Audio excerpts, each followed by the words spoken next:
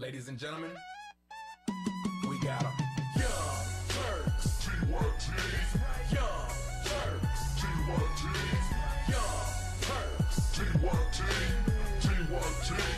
TYT. Young Turks. TYT. Young.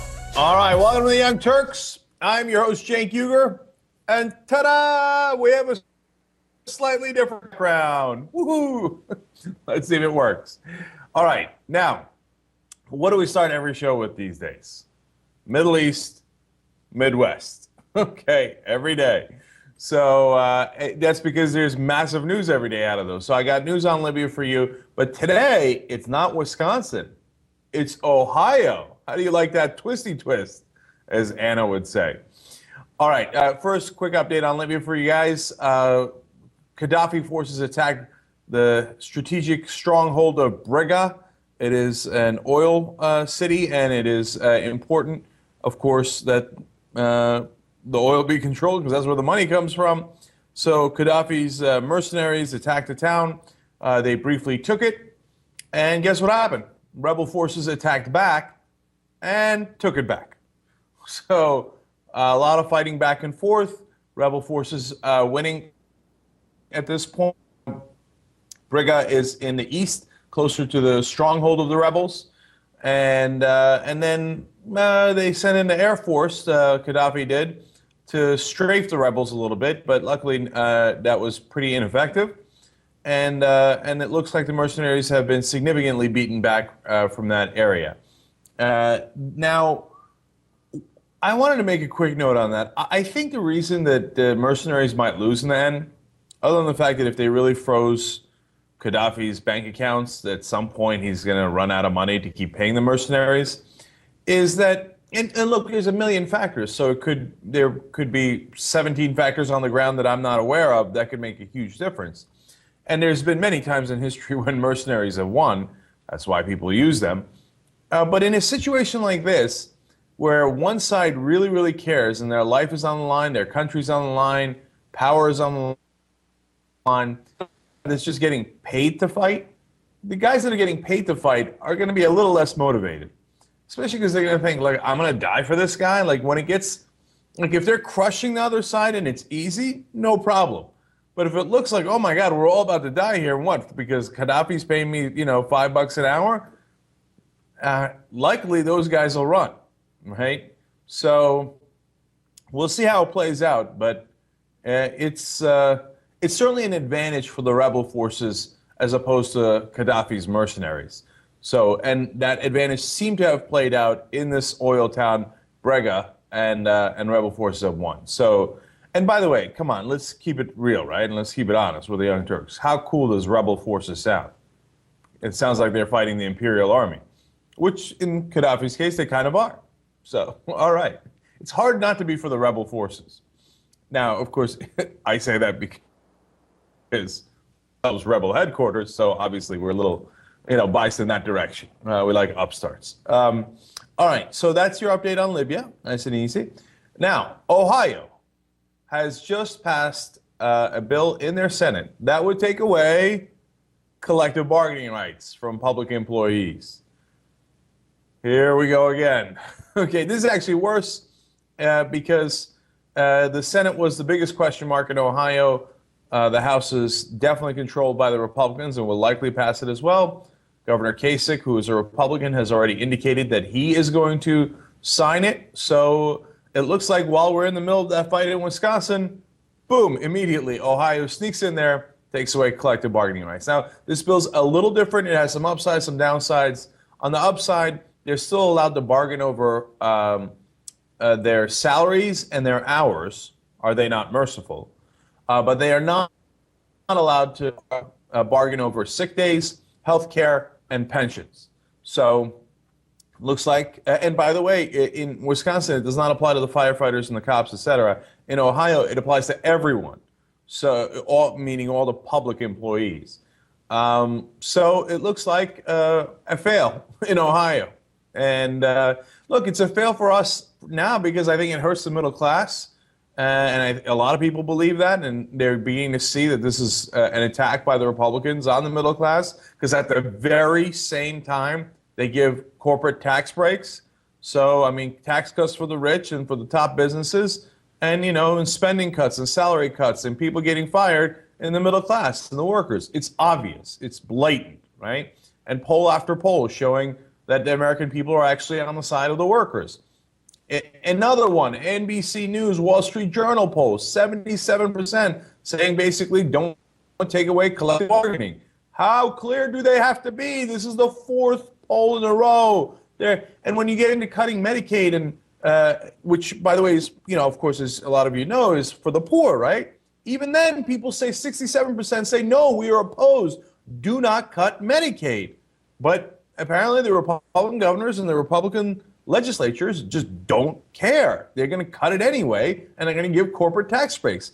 Because for the millionth time in a row, they win not with, your support. They win with the support of the large corporations that allows them to buy huge ads to trick you come election time. And they run the ads about, oh, the Democrats do this, and they're tax and spend, and they're for, this, and, they're for the gays, and all these things to trick you. Then when they get into power, immediately they do the bidding of their boss. They give tax breaks to the rich, they give tax breaks to corporations, and they take it out of your hide.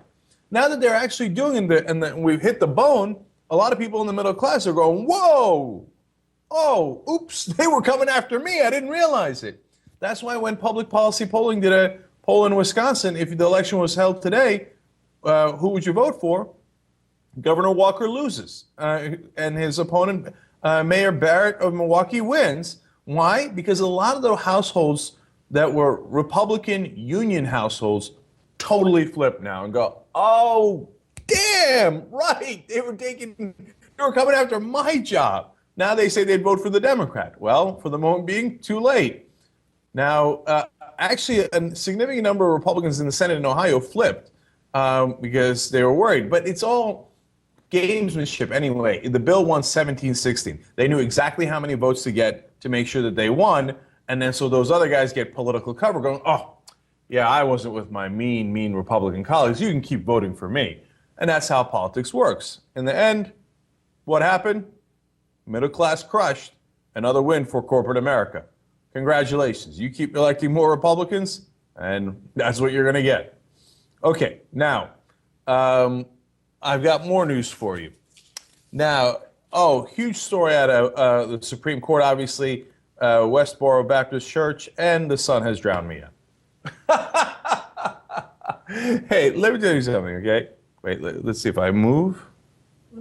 Oh, it's not the sun, it's the light.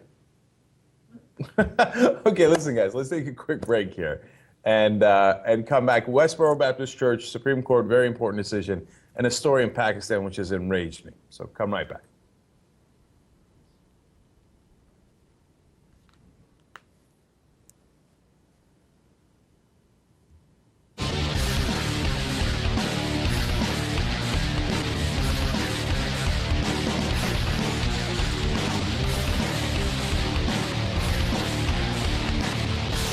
BeatSweet.com.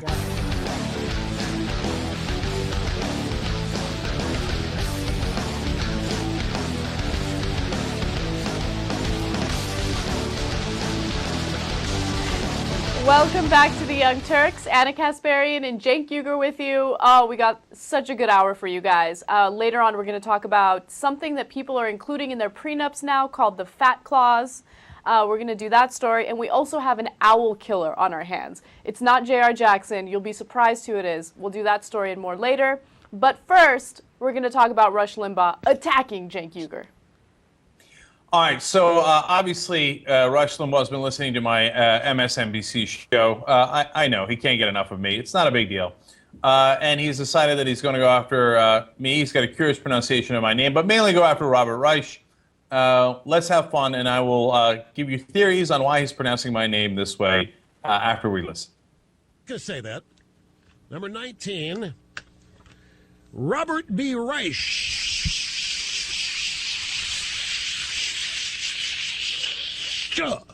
was on MSNBC Live last night. What the hell? with the anchor Cenk Uyghur. And he spoke with Reich, and Cenk Uyghur said, look, this isn't about let's get the money from the rich, because that's where it is, and they've accumulated all the wealth at the top. It also makes sense for the rich if we had more equal distribution of income because of the effect it would have on the middle class. Tell us about that. Why do you think it's better to redistribute the wealth? Why? I mean, if you go buying less cars and less homes and less everything, how are corporations and rich people supposed to make any money? I mean, it hurts everybody if you make everybody poorer, doesn't it, Secretary Reich? Also breeds a kind of anger. I mean, so many middle-class people, lower middle-class people, working-class people are frustrated. Republicans are very good at channeling that anger toward what? Government, immigrants, public employees. An angry population and an angry populace could just as easily turn their anger toward the very rich. Again, it is in the interest of the people at the top to actually call for a more equitable distribution of the gains of economic growth and a better tax system, a tax system that is fair. Did you hear? He's talking in terms of an actual war. He's telling the rich, you better give up the money before the people with pitchforks come to your house and get it from you. He's saying, you rich people, you better willingly give it up because these people are soon going to figure out how to get into your house and steal it from you. Oh, my God. And you'd feel a lot safer if you gave it up. He's actually saying this. Robert What's funny Reich about that is arguing the rich should welcome redistributing more of their income to prevent an angry American populace from turning on them. As though if it were to happen, he would encourage it.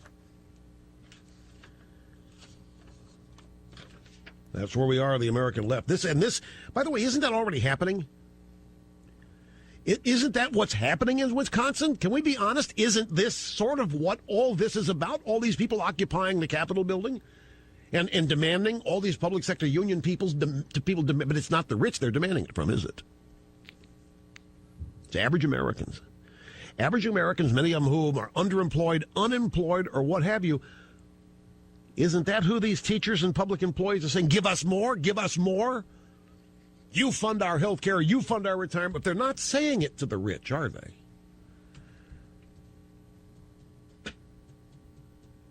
It's what the king of Saudi Arabia is doing. It's what Gaddafi is doing. Quick time out, folks. Sit tight. We'll be back. Don't go away. Wow. Okay, let's break down all the ways that doesn't make sense before we get to the names. First of all, Gaddafi and et cetera are the rich, and they're the ones that are suppressing the protesters. So that analogy makes no sense. How are the protesters in Wisconsin like Gaddafi? No logic whatsoever. The exact opposite of logic. And second of all, he's saying, look, Reich is saying go in there with pitchforks and rob the rich. That's literally what he's saying, except that isn't what he said. It's literally not what he said, right? So, but Reich doesn't mind putting that in there. And then he says, in Wisconsin, that's what these people want. They would just want to take the money. Except they don't want to take it from the rich. They want to take it from the other middle class. Really? That's not true. One of the things they complain about is you just gave corporate tax cuts to the rich and to the corporations. So now Reich found, I think, in the middle of that, realized, oh, my God, my audience might agree with them. So he turned it around to put the middle class against one another. But now let's get to the fun part, the names. I'm not sure whose name he mispronounced worse, Robert Reich or Cenk Uyghur. Why is he doing that? My guess is he doesn't know and he doesn't care. Maybe somebody said at some point, hey, Reich is actually Cenk Uyghur, and he's like, who cares? Let's make him sound like a foreigner. Cenk Uyghur, right? That's my main guess. But here's the other part of it. Remember, he took so many drugs that he's deaf. And so he doesn't know how to pronounce Cenk Uyghur. He's never heard it because he's a drug addict that destroyed his own body. And so he can't hear what the name sounds like. And I think that's the main reason why he mispronounces it. I mean, that could be right, but I think that he went out of his way. Honestly, you might disagree with this, but I think he went out of his way to make fun of you and Robert Reich. I mean, come on, Robert Reich. Like for 5 hours. Come on. And then he didn't call you Cenk Uyghur. He called you Cenk Uyghur. There's no I in your name. It was so obvious that he did it to make fun of you guys. Come on. No, no, no. I get that part of it, right? And it's an extra win in his mind because he's like, it sounds foreign. That's so funny. And then the second part is that he's a goofball and he's like the least funny person in America. In the world. Yeah, anytime anybody says, oh, you know what? The great thing about Rush Limbaugh is he's such an entertainer. He's so funny. Really? Then you have the worst sense of humor in the world. Like, you think, like, hey, making fun of somebody's name? That's so funny. That's so funny. It's not that funny, dude. I mean, it's not a big deal. I'm 1,000,000% used to it. It's only happened every single year that I've been in the United States over and over. And I don't care. I'm a guy who's got enormously thick skin. It just makes him look stupid. Right. I think the only thing about him that's funny is his amazing lack of logic. And I love how he took Robert Reich's words and he just twisted them and twisted them. Oh, the middle class is coming to get you with their pitchforks. They're going to kill you. Like, oh, he's so crazy. Like, how can people make the argument that this guy does not fearmonger? That this guy doesn't go around spreading fear over completely innocent people? It's ridiculous. But and in the middle, he twisted it to like, because he realized, hey, you know what? My audience might also want to grab pitchforks and go after the rich, right? So in the middle, he was like, oh, he's coming after the rich, and he's going to say they're coming into their homes. And I meant he's going after the other middle class and the unemployed and the underemployed. Oh, really? Like all of a sudden, Rush Limbaugh cares about the unemployed and the underemployed? Get out of here. You know what he's worried about? He's worried about his own fat ass in his mansion in Palm Beach. He's like, oh, do they have pitchforks? I hope they're not coming for me. look, he just wants to make sure that no one comes after his lavender candles in his beautiful mansion. So just let it go, Cenk, let it go. He's looking out for his own interests. All right, fair enough. All right, so we have some great stories in my hour today. I'm going to start off with a story that takes place in Illinois. So there's a high school in Illinois known as, it's in Naperville, and it's a high school in Naperville. And during 2006, they had a day of silence for promotion of tolerance of the homosexual community, okay? So they were having issues with gay students being bullied. They wanted to show awareness. They wanted to promote tolerance. So they had that day of silence where students, you know, expressed, you know, their tolerance toward the gay community. Well, one student by the name of Heidi decided that she would show up that day wearing a t-shirt that said, "Be happy, not gay." And school officials were upset about it. They told her that she needed to go home and change, or she needed to go home and not come back, or the other option was to black out the not gay part of her t-shirt. So she said, fine, I'll block out the not gay part, and she remained in class, but she went off to sue the school. And the ruling from the 7th U.S. Circuit Court of Appeals agrees with the female student who wore the t-shirt. They said that if you are having a day that is supposed to raise awareness for the gay community, where people are practicing their First Amendment rights, it does not make sense to drown out any type of criticism, because you're basically going to be guilty of violating her First Amendment right. You can't have people be activists on campus and then get rid of any type of opposition. Right. Well, you know my stance on this. I'm always in favor of First Amendment. I'm not on her side ideologically, but I am on the side of protecting her First Amendment rights. You know, we've done this in regards to other shirts in schools. Islam is evil. I think that should be allowed. I don't care what you put on a shirt. I don't care if you use the N-word. No, you have First Amendment rights, and it is the job of the school and the community to protect your First Amendment rights. And so that's point one. Point two, though, is, God, conservatives love lawsuits. They claim to be in favor of tort reform, but the minute they get an opportunity, they file a lawsuit quicker than you can, than you can take a look at it. So there's a slight irony there, but overall, I would have ruled the same way that the courts did. Yeah, you know, when it comes to this case, I think I would rule the same way as well. Because, look, you and I are a little different when it comes to this type of, you know, issue. For instance, there was a case where one right-wing Christian student showed up to school and randomly decided to wear a shirt that said Islam is of the devil, right? And, you know, he did that to antagonize the Muslim students, And there was no need for it. When you're on a campus, your First Amendment rights are a little different, okay? The school gets to decide whether or not you get to practice your First Amendment rights because they need to protect the students.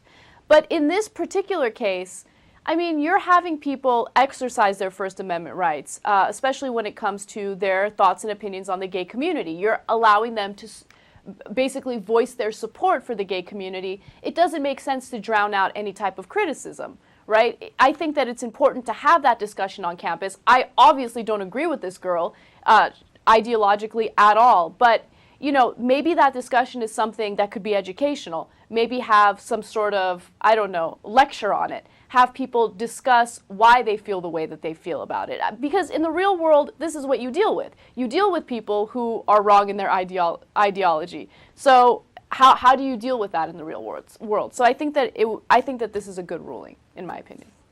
Yeah, no, look, I know campuses, high school campus is, of course, a little different. You don't have the right to your First Amendment when you're in the middle of a class and your teacher's trying to teach you algebra and you don't get to speak out on whatever you like to speak out on at the time. You have to hush up and listen to her lesson, right? So I understand that concept. But overall, when you're talking about high school, when it's outside of the classroom and, you know, it's whatever they're wearing or whatever it might be, I'm on the side of no. Let him talk it out. Like I said, in even the most extreme example where they bring in a shirt with the N-word on it, look, I don't want them fighting over it, and I don't find that acceptable. But if they bring in that shirt, my guess is there's going to be a lot of discussion over it, and my guess is at the end of that discussion, people are going to be a lot more aware than they were. So I don't want to drown out the speech, and I think your logic on this issue applies to all the other ones as well. It's not just on this particular issue of being tolerant or not tolerant of gays. It's true of being tolerant or not tolerant of all the other classes of people as well.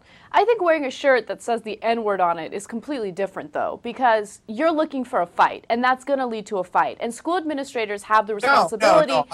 They have the responsibility to make sure that the students are safe. Okay, I mean this girl wearing "Be Happy, Not Gay" or whatever. Yeah, that could lead to a fight as well, but it's appropriate given the context, okay? Because they're supposed to have that discussion. No way.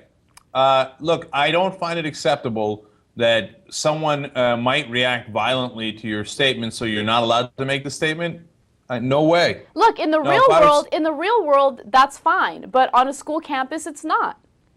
That's the reason why the freedom of speech is a little different when you're on a school campus. I hear you, but if I was a principal or if I was in charge of this, I would say high school students are ready for that discussion. I'm not going to tolerate violence on this one bit, and people will have their First Amendment rights, and then we will discuss it.